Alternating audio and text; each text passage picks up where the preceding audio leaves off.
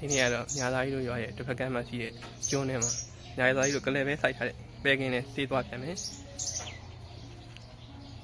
ဘုံချောင်းကိုကြော်တဲ့ခါရောက်ပါတော့မယ်ကုန်းတောင်းရွာကိုသွားတဲ့လမ်းကကျွန်းထဲမှာစိုက်ထားတဲ့ပဲကင်းကိုစေးသွားပြန်မယ်ဘလော်လေးပေါ့နော်။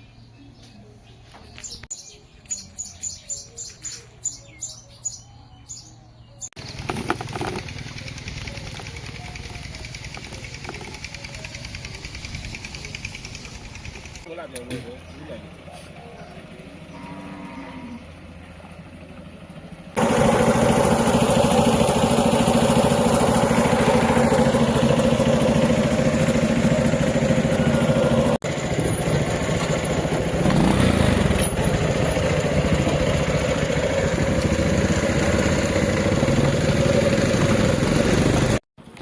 ညာသားကြီးတို့ဒါတော့ညာသားကြီးတို့ဖောင်ဆက်လေကူပြီးတော့မုံချောင်းကိုကြော်တဲ့အခါရောက်ပါတော့မှရောက်သွားလို့ကုန်းလောင်းရွာကိုသွားတဲ့လမ်းကျွန်းပေါ့နော်ဒီကျွန်းထဲမှာရှိတဲ့ကလေးပဲကင်းကိုညာသားကြီးဆေးသွားဖြတ်မယ်အားလုံးပဲလိုက်ကြည့်ပါဦး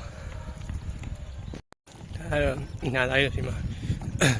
လေကျွန်းထဲမှာစိုက်ပြီးလေစိုက်ပြီးလို့စောင်းစီးနေအမေကလေးပဲထပ်စိုက်ဖို့ပြင်းနေတဲ့ထွန်းနေတဲ့မြင်ကွင်းပေါ့နော်ညာသားကြီးတို့အခင်းတွေကိုသွားတဲ့လမ်းပြေးခွဲရမှာအဲညာသားကြီးလာတဲ့ညာသားကြီးတို့ကလေးပဲကင်းနဲ့ဆေးဖြန်းကိုလာတဲ့ကွက်ထဲရောက်ပြီပေါ့နော်ဆေးဖြန်းကိုပြင်လိုက်ပါအောင်မယ်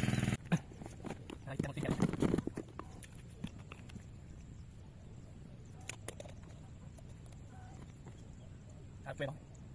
ဟုတ်တယ်ပဲတော့အဲ့ဒါကိုဆောင်းနေတယ်နေတောင်သေးတောင်ကိုခဲ့တယ်အဲ့ဒါဒီ